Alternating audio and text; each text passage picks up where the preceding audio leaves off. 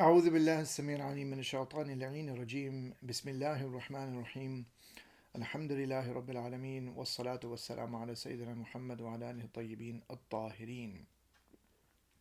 The Reign of Quantity and the Signs of the Times by René Guénon, Sheikh Abdul Wahid Yahya rahimahullah, Chapter 19. The Limits of History and Geography. This chapter is a further elaboration of the concept or theme introduced in chapter 17 by Guénon, namely the solidification of the world. Having spoken of the cyclical conditions of the latter stages of the Kali Yuga, which lead to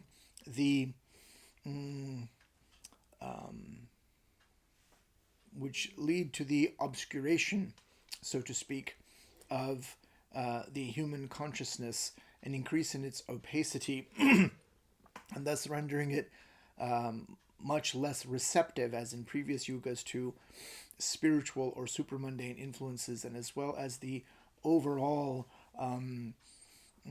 solidification of the world itself in terms of its cutting itself off, so to speak, or being somewhat more remote in terms of its accessibility to such people. Here, Guénon develops this notion of a kind of supposedly closed system in another direction, namely in time and in space, but time-wise into the past, hence the notion of history, and space-wise in the notion of geography. He commences the chapter by saying it has already been indicated that because of the qualitative differences between different periods of time, for example, between the various phases of a cycle such as our own Manvantara, it being obvious that outside the limits of the duration of the present humanity, conditions must still more different, changes come about in the cosmic environment, generally and more especially in the terrestrial environment that concerns us most directly. It's easier if you read this without the parenthetical. He loves these, so if you just block off the parenthetical and read it, it's much more comprehensible. So let's do that. It has already been indicated that because of the qualitative differences between different periods of time, for example, between the various phases of a cycle, such as our own Manvantara, this being the large cycle of the Hindu conception, changes come about in the cosmic environment generally, and more especially in the terrestrial environment that concerns us most directly, and also that profane science, with its horizon bounded by the modern world in which alone it had its birth, can form no sort of idea of these changes. The result is that whatever epoch science may have in view, it pictures to itself a world in which conditions are assumed to be similar to those of today. We have seen that the psychologists imagine in the same way that man has always in the past had a mentality similar to that of today. And what is true of this respect of the psychologists is no less true of the historians, hence the limits of history, who assess the actions of men of antiquity or of the Middle Ages exactly as they would assess those of their own contemporaries, attributing to each the same motives and the same intentions.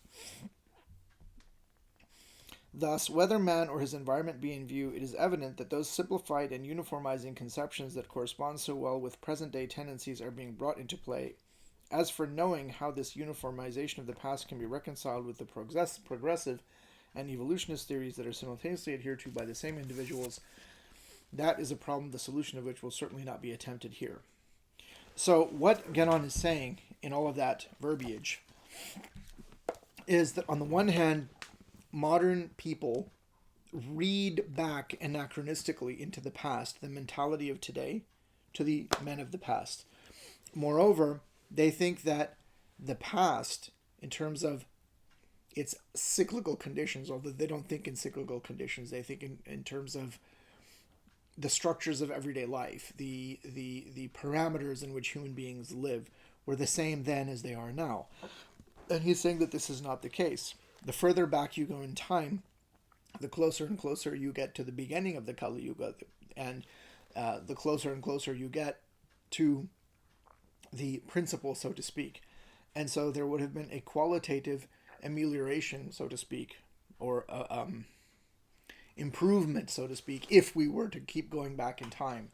And that, of course, its inverse is that you have, with the passage of time, a deterioration and a devolution. And moreover, these cycles, these previous cycles, the previous yugas are cut off to us. He makes the point further on that about as far back as you can go in terms of historical records is about the 500s before Christ, basically the time of Plato. So about 1,000 years before the birth of the Prophet of Islam.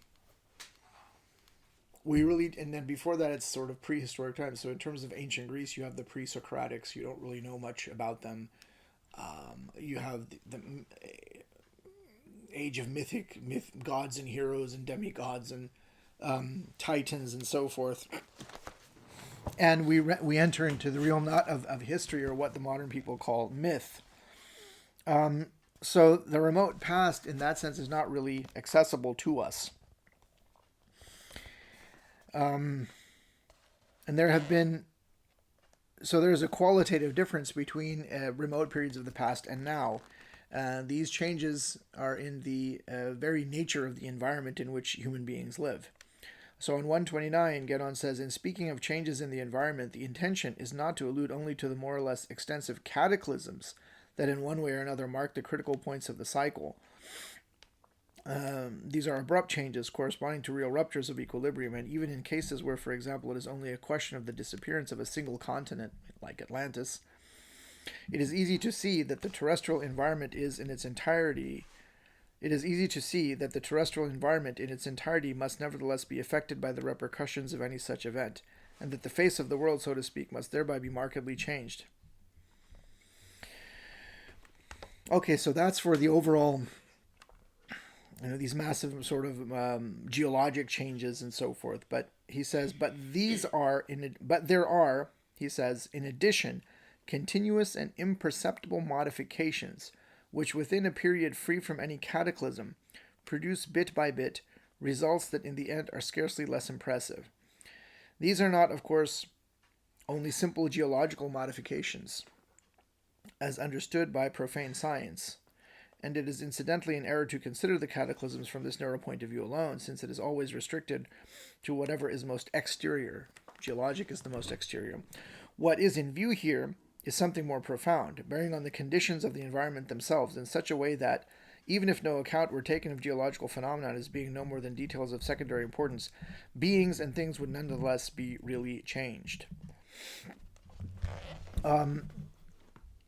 So that is at length a kind of justification, I suppose, he's trying to make for the radically qualitative different character of periods in the remote past. They were not like how things are now, and the people at the time were not like how people are now. Why? Simply because solidification had not proceeded to that point where it is now.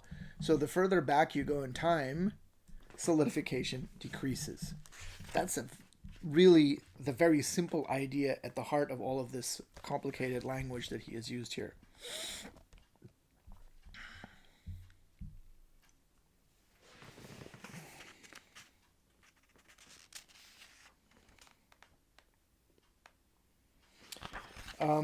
All right, so I think that is clear,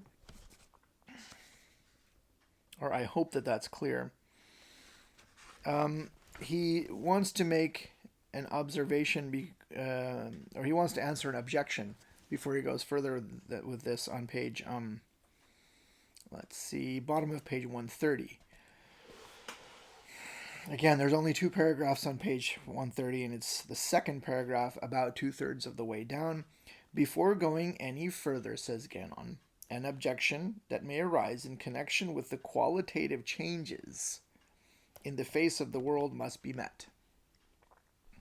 All right, so he said that there is a qualitative change through the passage of time, increase in solidification, etc. And there's an objection here, and he wants to answer that objection. So, what's the objection? It may perhaps be argued that if things were so, in other words, if there was less solidification, the vestiges of bygone periods, which are all the time being discovered, archaeological discoveries, ruins, and so forth, ought to provide evidence of the fact.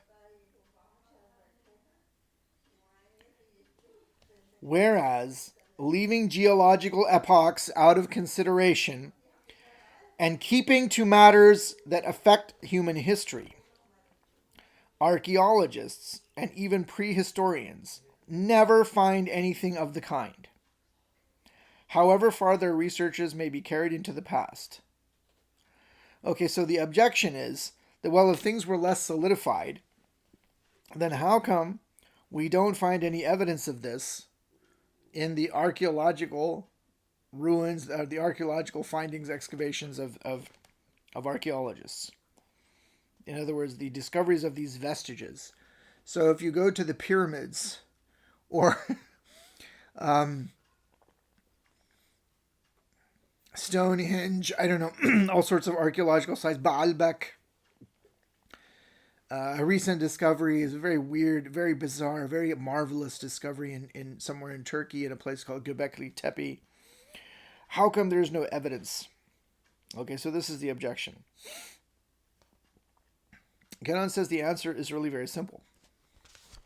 First of all, these vestiges, in the state in which they are found today, and inasmuch as they are consequently part of the existing environment, in our time now, in other words, he means, have inevitably participated, like everything else, in the solidification of the world. If they had not done so, their existence would no longer be compatible with the prevailing conditions, and they would have completely disappeared. And this, no doubt, is what has happened to many things which have not left the smallest trace. Next, the archaeologists examine these vestiges with modern eyes, which only perceive the coarsest modality of manifestation, so that even if, in spite of all, something more subtle has remained attached to the vestiges, the archaeologists are certainly quite incapable of becoming aware of it. In short, they treat these things as the mechanical physicists treat the things they have to deal with, because their mentality is the same, and their faculties are equally limited. It is said that when a treasure is sought for by a person for whom, for one reason or another, it is not destined, the gold and precious stones are changed for him into coal and common pebbles. Modern lovers of excavations might well turn this particular legend to their profit. I agree with Genon, but at the same time, I would say that if you go and you see a megalithic structure like Stonehenge, or a colossal monument, one of the wonders of the ancient world, namely the pyramids of Giza, or the other pyramids, they are no less stunning. I lived for many years in Egypt and have explored the various pyramid sites there many times. So the step pyramid of Saqqara, the bent pyramid of Maydun, the so-called red sandstone pyramid. These are extraordinary sites. Extraordinary. I would challenge the greatest engineers, graduates of Purdue University and the Massachusetts Institute of Technology and California Institute of Technology, Stanford, Georgia Tech. Can you build something like that? Can you show me? Do you have any idea how it was done? And the archaeologists will lead us to believe that somehow this was all done using the equivalent of stone knives and bearskins or something like this. How did that happen? How did they build those colossal, massive megalithic structures in Baalbek? You know, there apparently there is no existing crane in the world that can lift some of the stones and put them in that configuration that have gone into making the pyramid or the colossal, the megalithic structures in Baalbek. And there is something extraordinary in those buildings. I've been inside most of these pyramids. So I went inside the main pyramid in Giza, the so-called pyramid of Khufu. Excuse me. I've been inside several times. And it has an extraordinary sort of acoustic quality. So I remember one time I went with a couple of friends of mine, Aftab Ahmad and Mirza Sadiqain. I remember we went in there, and there were all these Japanese tourists as well. and they all sort of cleared out, and we were alone up there in the so-called king's chamber. And so we were just making sounds and just feeling the whole resonance. And so I thought, okay, let me try something here. So I just started reciting from the Quran, and it was amazing. And then I started reciting Hizb al-Bahr, and the other two guys were going like Allah, Allah, Allah in the background.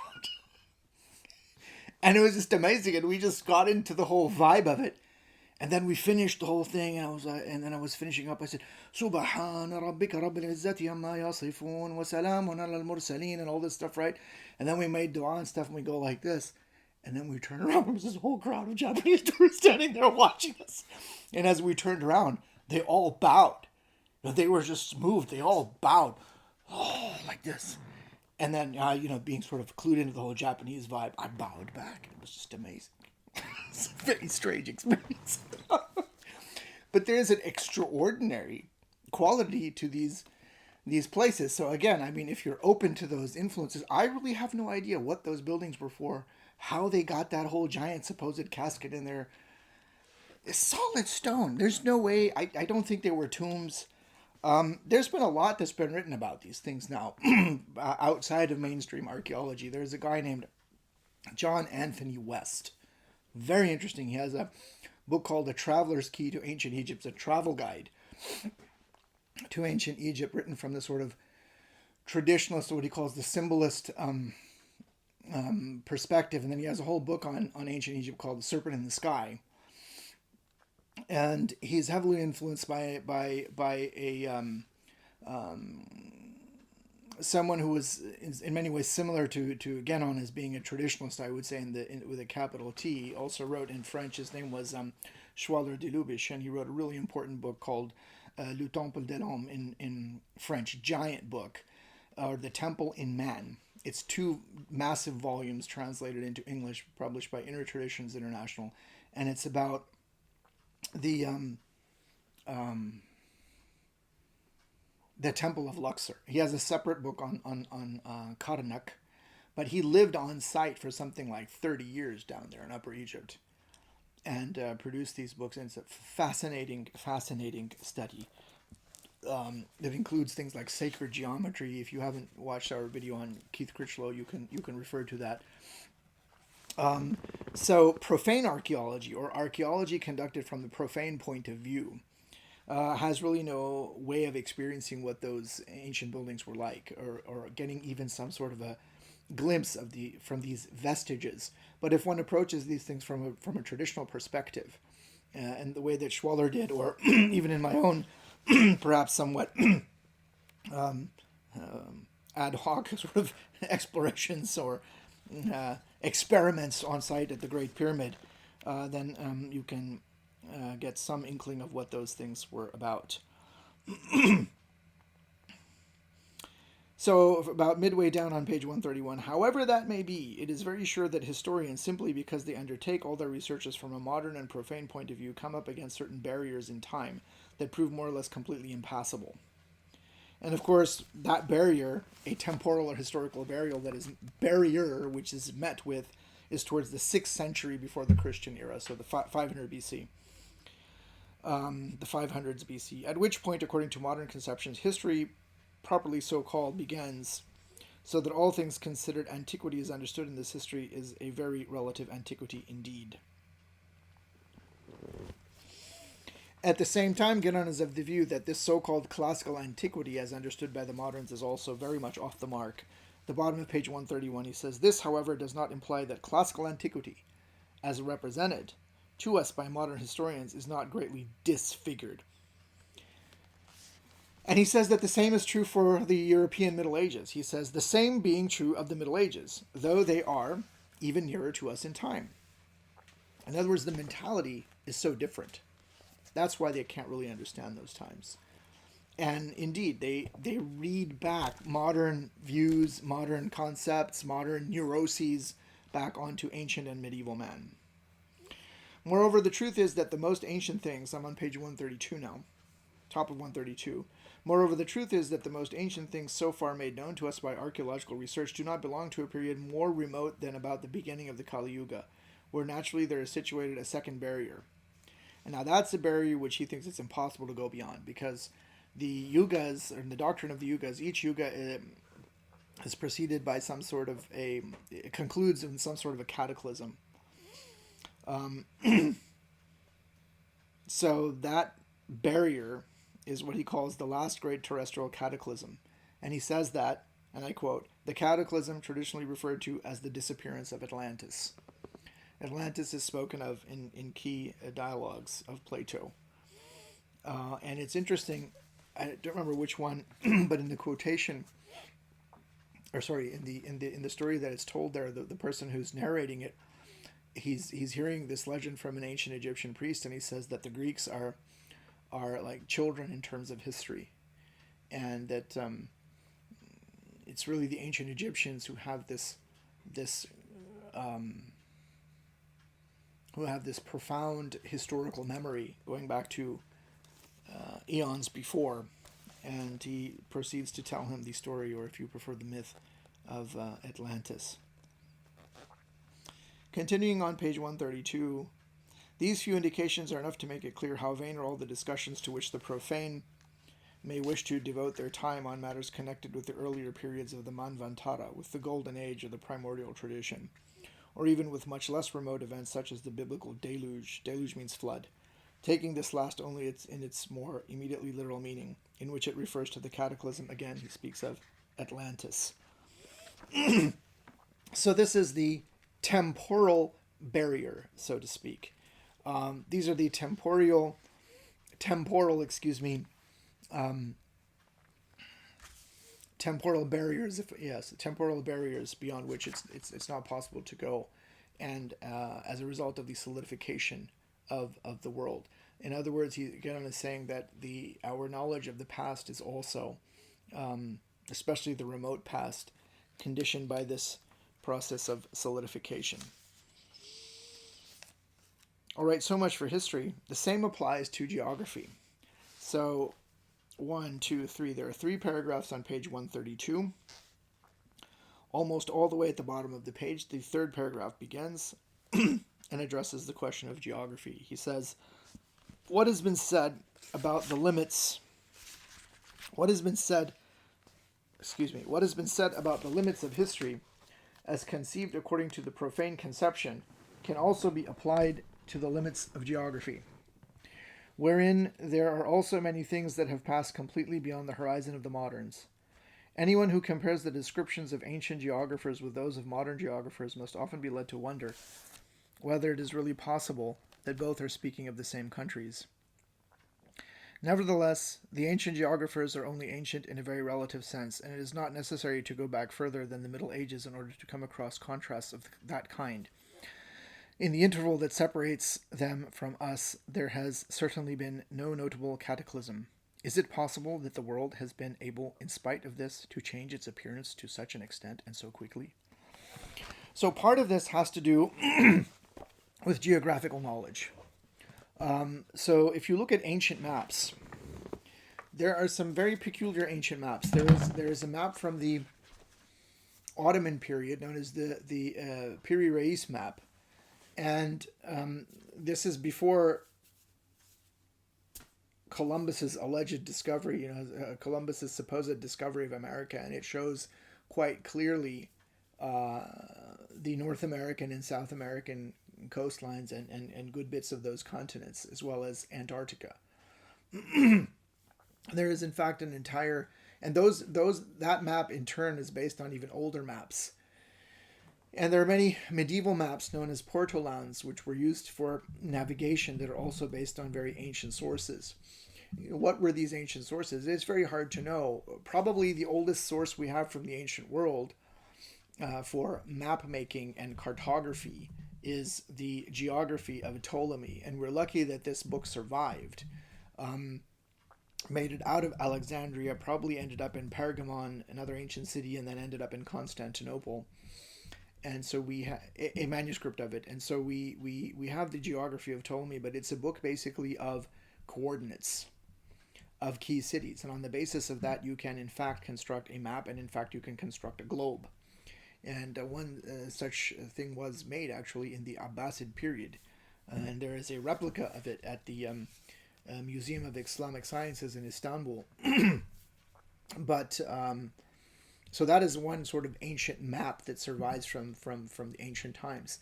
But there was a very interesting man by the name of Charles Hapgood, who conducted a massive study of these medieval maps to try and determine what their ancient source was.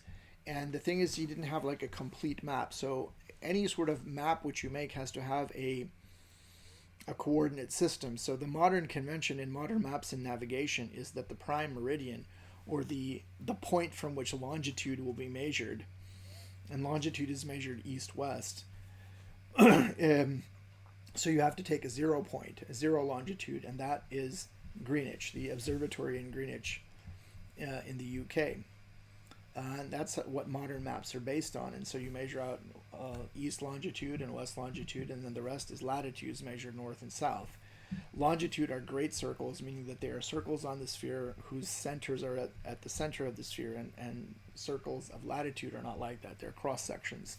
Anyhow, so Charles Hapgood wrote this book on the basis of his study, and it was called Maps of the Ancient Sea Kings. And so he was trying to figure out what coordinate system they used in these ancient medieval maps. And so he collected together this data, contacted the United States, I think, Naval Observatory, and asked them if they could do the complicated mathematics needed to determine what the meridian would have been from which the longitude, which was the coordinate system on which these maps were based. Now they came back with an extraordinary result, and that result was Cairo, Egypt.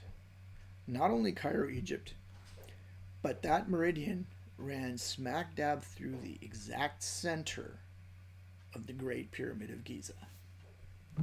Go figure. So that's an example of this strange ancient geodetic knowledge.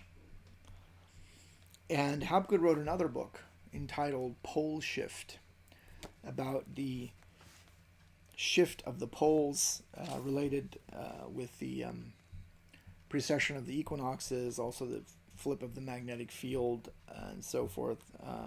Sort of talked about these in the previous lecture. So this is one dimension that he is dealing with when he talks about geography. But when he also talks about the extract that we read about how, are these ancient geographers really describing the same world that we live in now? There he's referring to books of geography, but what we may also call natural history, in the sense of a book in Latin known as The Natural History by Pliny. That's Pliny the Secundus, right? Pliny the Younger. And it's a massive account of various lands and peoples and flora and fauna and so forth in Latin. It's translated in English in the Loeb Classical Library, and there's extracts in the Penguin books, and probably even in OUP, World Classic Series. I'm not sure, but it may well be. And other works like Strabo's, another geography of the ancient Strabo, I think wrote in Greek. And so there's even bits in Herodotus, which is really history, but Herodotus has a description of ancient Egypt. Herodotus has descriptions of many ancient lands. He has descriptions of Arabia, and you read about some very fantastical sort of things there. That's what he means. Does this really describe the same world that we live in now? And the answer is no. That there have been changes. That there have not only been changes in people, but in terms of the phenomenon and things which you find there in those regions. So that is what he's alluding to there on that page. Then on 134, just as the chapter concludes on 136, so he's trying to tie all this together. Again, on page 134, there's only 2 paragraphs. The second paragraph is really, really long. It's maybe a quarter of the way down. He says, if things are looked at in this way, the ways I've explained, what he has written, and the ways I've elaborated and tried to clarify, the following conclusion emerges. Either On the one hand, things could formerly be seen that are no longer visible. In other words, there's stuff in the past that we could see but we can't see anymore, because considerable changes have taken place in the terrestrial environment or in human faculties, or rather in both together. Such changes, moreover, becoming more rapid as the present period is approached, more solidification, right? Or, on the other hand, what is called geography had in the old days a significance quite other than that which it is today. Okay. Actually, he says, the two terms of this alternative are not mutually exclusive. Interesting. And each of them expresses one side of the truth. For the conception formed of a science naturally depends both on the point of view from which its object is considered and on the extent to which the realities implicit in it can be effectively grasped. All right, so he's saying that changes have taken place. Human faculties have also been affected. And also, geography in the old days is not what we understand by geography today. It's a little bit of both, he says. In relation to both these sides of the truth, a traditional science and a profane science, even if they have identical names, in this case geography, are so profoundly different that they are in truth separated by an abyss. Now, there is really and truly a sacred or traditional geography. So now he's coming up to a different conception of geography. So the previous, when we talk about geography in the sense of Strabo or Pliny the Younger, that's more like natural history or physical geography, where you describe.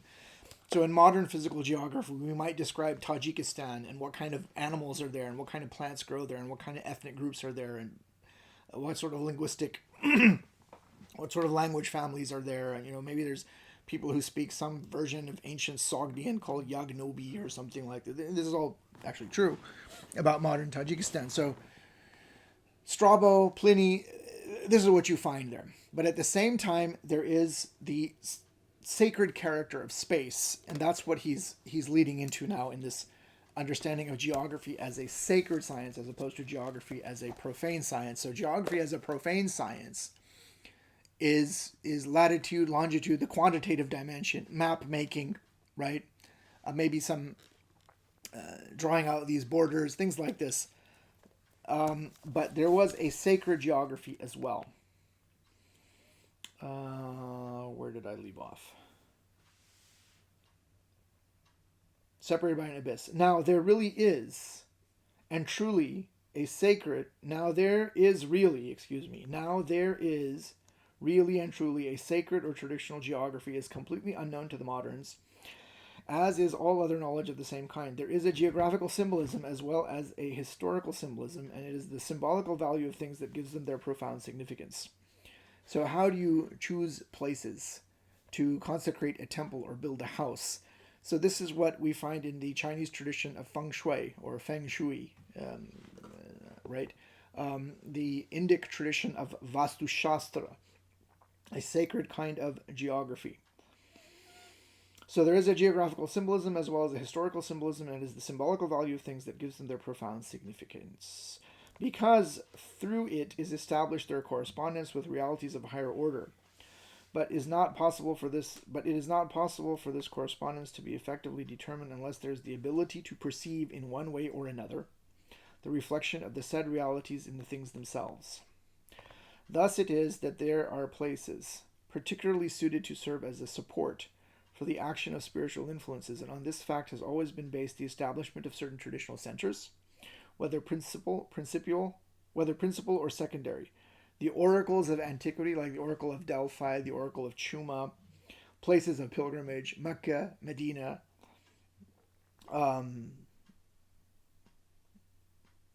what are some other places of pilgrimage? I don't know, Banaras maybe, I suppose. Lhasa in Tibet. There are many shrines and things of this nature,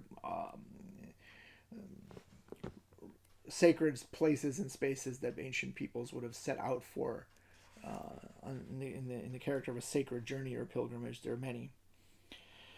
So in places of pilgrimage, furnishing the most outwardly apparent examples of such centers. There are also places no less specifically favorable to the manifestation of influences quite opposite in character. Yes. And belonging to the lowest regions of the subtle domain, the tenebris and the the typhonic, so to speak, the demonic and satanic influences. So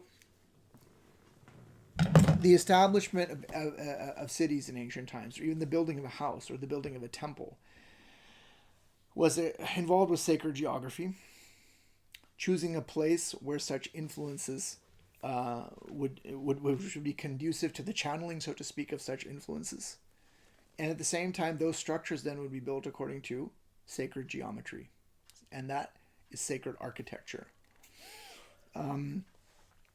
There is an interesting book by Korban entitled The Man of Light in Iranian Sufism, which, oddly enough, does treat in the beginning of the book on certain dimensions of sacred geography, because the ancients spoke of the 7 climes. And in Arabic, they are called al-aqalim al-sab'a, and in Persian, it's the haft iqlim. But there's also an 8th climb, there, which is in the north. Oddly enough, and they're not accessible to terrestrial location.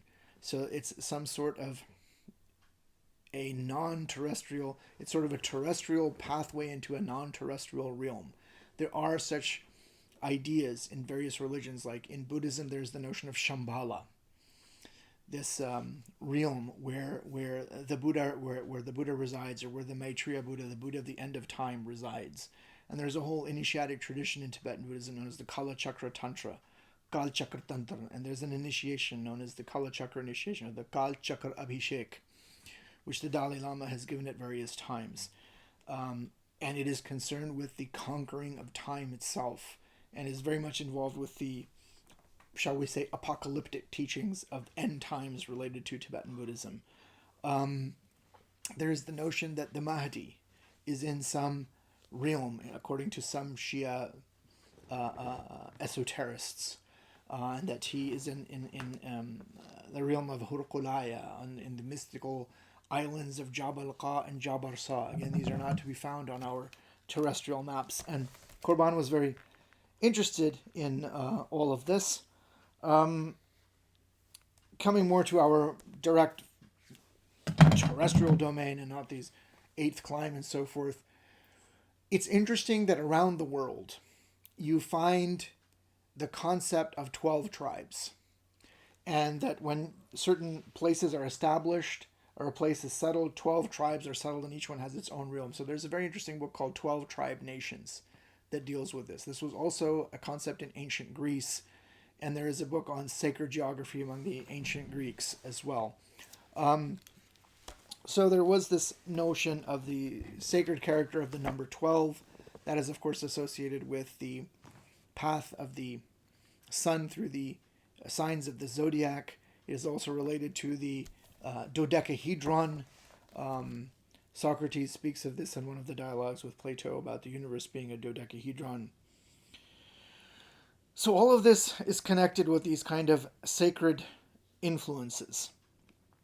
Moreover, Genon is of the view that the moderns, who, especially in the heydays of the age of exploration, had gone out and colonialism and had conquered the world, and then around the time when Genon flourished in the early 19-teens and 1920s, there was this idea of exploration, and that man had charted the entire known world, and they'd gone everywhere.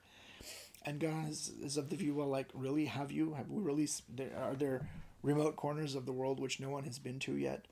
And he is of the view that there were.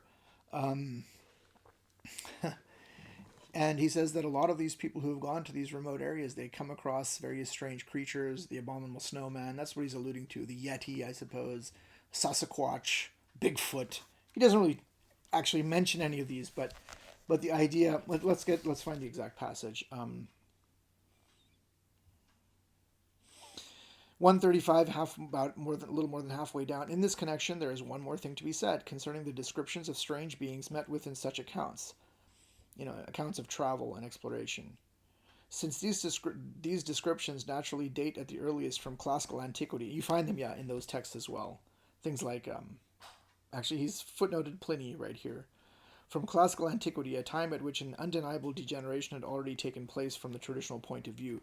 it is quite possible that confusions of more than one kind may have crept in. For instance, one part of these descriptions may really be derived from survivals of a symbolism no longer fully understood. Here he footnotes Pliny, whereas another part may be related to the appearances assumed by the manifestation of certain entities or influences belonging to the subtle domain. And yet another, though doubtless not the most important, may really be a description of beings that had a corporeal existence in more or less remote times but belonged to species since then extinct, or having survived only in exceptional conditions. So yes, it's possible. Maybe there are some beings that have survived. I don't know, is the Loch Ness Monster, assuming is it some sort of vestige of a plesiosaur from prehistoric times that's swimming around deep down in the loch? Is Bigfoot an actual phenomenon? Is it a jinn? So there is jinnic phenomenon. There are jinnic manifestations as well. There's an interesting podcast, actually. Yeah. From Joe Rogan with this guy named Paul Razuli who spent his life exploring the Amazon rainforest. Oh yeah. And he has stories, the largest scientifically recorded anaconda ever found. How big was it? Was around 18 foot. Oof, but he has personal testimony where he went with one of these indigenous folks who just live around these uninhabitable parts of the forest that most people don't dare to explore. No, of course. Yes. And he went to this part. Deep in. He went deep in, and he describes the there's these parts where these anacondas will go and just kind of rest, and it's not really solid ground. It's more gelatin-like, and it just kind of flows a little bit. It's sort of gelatinous. And he recalls sleeping on this surface and then seeing an anaconda not too far from him in the middle of the night. And this man's kind of crazy, right? So he jumped at the anaconda, and he's like a big guy, like maybe 6'3" and 220 pounds. 6'3" and this guy, yeah. He's only 220 and he's 6'3". He's probably. I don't know. He's big. He's more like 250 probably. He tried to put his arms around the anaconda. He couldn't lock his fingers. That's how large it was. The circumference of the. So there are things out there that we just haven't seen. Yeah, and those are physical things. Imagine, Right. I mean, there's all sorts of... Maybe this is part of the whole idea of cracks in the wall. I mean, there's all sorts of these shows now on all these streaming channels about people who move into a house or something and it's haunted and the strange things happen to them. They can't explain it. And of course, they have no clue because they have most of them, any religious sort of background or any spiritual teachings. Or if you go...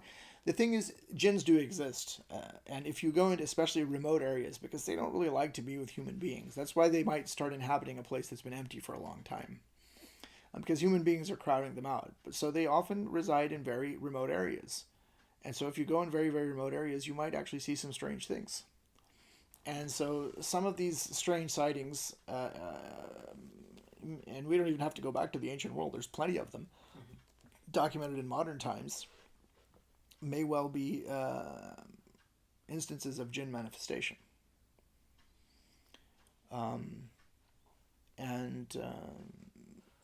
There are places with bad energy, to use a very modern sort of term, just as there are places of spiritual influence that Genon talks about. There are places that are cursed. There are places of where demonic influences predominate and congregate. That's why you have to be very, especially, and very strange things can happen in graveyards. You have to be very, very, very careful around graveyards, whether Muslim or otherwise, but especially non-Muslim graveyards. But even Muslim graveyard, I mean, I could tell you stories. I mean, if you go around in Cairo in the Qarafa at night, it's not advisable to do that. So there's this whole lore of these kind of strange creatures. We might even also speak of the unicorn, the phoenix, or the phoenix or the griffin. There is in Persian, in Arabic, the phoenix or the griffin is known as the anqa. In Persian, that's the simurgh. The simurgh legend, and he appears as a kind of character in the Conference of the Birds, or Mantiq al-Tayr, the great Sufi poem of Fariduddin Attar. He talks about how the simurgh in this poem, his feather first fell in China. And I always thought that was a very strange thing, but it turns out that the there was a kind of presumably mythic bird in ancient China known as the Fang Huang, and that may well be the origin of the Simurgh notion of the Simurgh in the Islamic world. There's actually a lot of stuff written about this. There's entire studies on the concept of the phoenix. I recently came across a book on that on Amazon when I was looking at this, but I don't remember. I didn't order it, so I think I saved it somewhere. I don't remember it at the moment. But there's there's all sorts of studies on, like, for example, there's the dragon in medieval East Christian and Islamic art. This is a really interesting book. There's a lot of information in there. I've got a book on the unicorn over here somewhere. Let me see if I can find it. You might as well.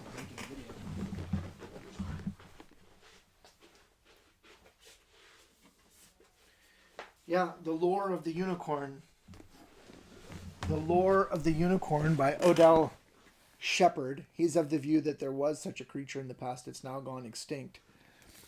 So again, the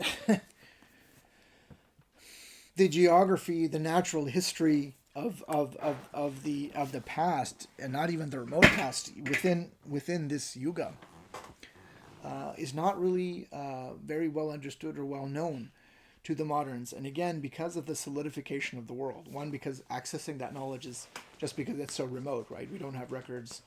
But also the solidification in terms of the opacity that has obscured people's consciousness. They're not open to even considering such ideas.